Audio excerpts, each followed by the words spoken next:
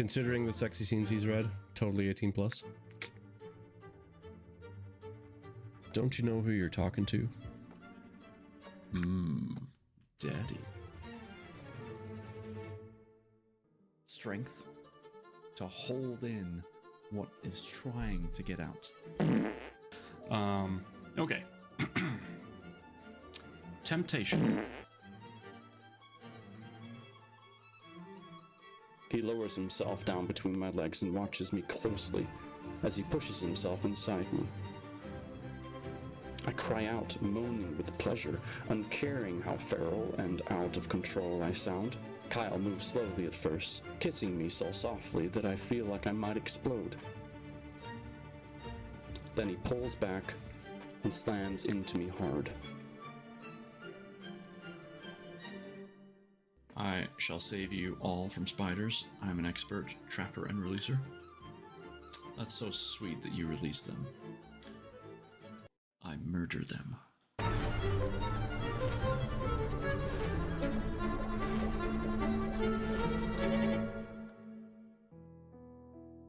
Hello. Good evening. Happy Sunday. Happy Mother's Day. How's it going? In fact, let me jump over to the reading page. Boom. There it is. We are reading Pomegranate Tears this evening.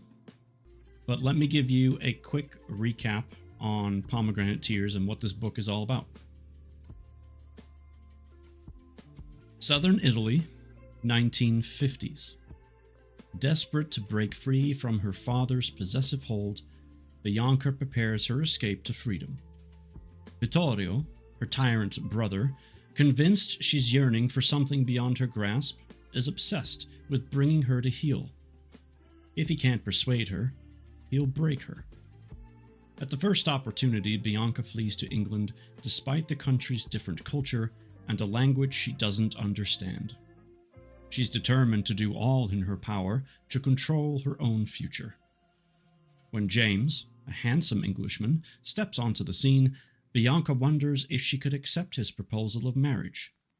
But will she find happiness marrying so far from home? Would she be sacrificing her newly found freedom? Based on true-life events, Bianca's story is one of determination, love, and ambition as she tries to adapt to her new life and fulfill her dreams of becoming a top designer. As the Italian saying goes, you can have more than one home, but your roots will remain unchanged. In the very front, it says, "This is for you, Mum. This is your story." So this is based off of true events, as we've discussed in the past. And if anyone needs the link to this book, just type in !Saunders, and you will get a link to her Amazon page so that you can check it out. Alright, Chapter 1, 1967.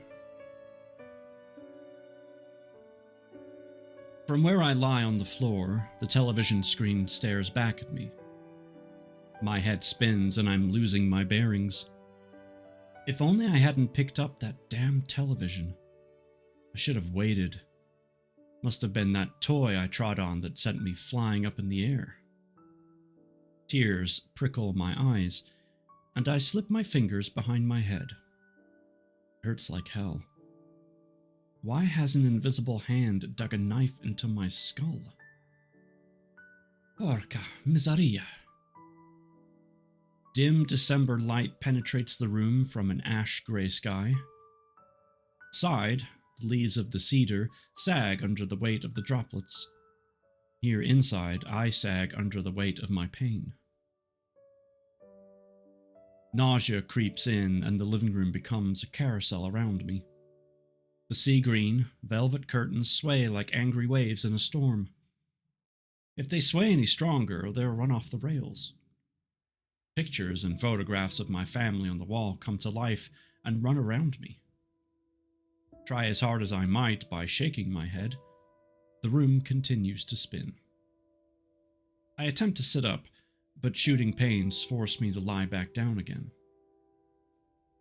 That familiar iron tang reaches my nose, and my eyes fill with tears.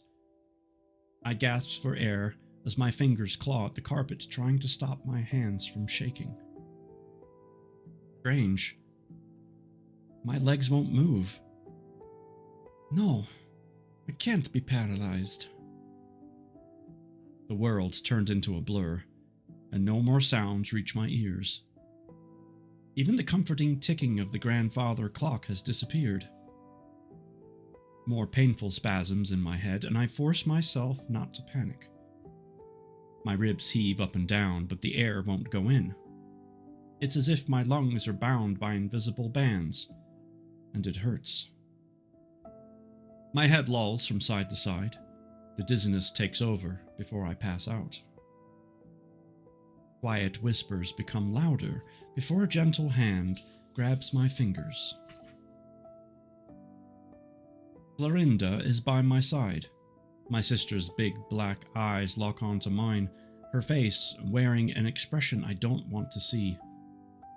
She cries with me, clinging to my hand. "Don't you dare leave me," she demands between two sobs. Those are the last words my ears pick up. I didn't hear the ambulance arrive. Aren't they supposed to arrive with flashing lights and blaring sirens? Maybe my case isn't an emergency. Through bleary eyes, I stare up at two dark irises. They swim forward before drifting apart. A mouth moves. No sound comes out. I close and open my eyes again. This time, Florinda's worried face zooms into view. She's biting her lower lip. Not a good sign. She only does that when things are serious. A pair of solid arms help me onto a stretcher, and I am carried to the ambulance. The lights inside are blinding, and strong antiseptic hits my nose, prickling my throat. The white plastic sheet crinkles beneath me as my hands cling onto the sides of the bed. Equipment rattles while the ambulance speeds off to hospital. Everything shakes, even me. Why can't they drive slower? My head comes on heavy all of a sudden, and I'm a child, back in Italy with my family. Don't they say that your life passes in front of you when you're about to die? I smile. Mamma, it's me, Bianca.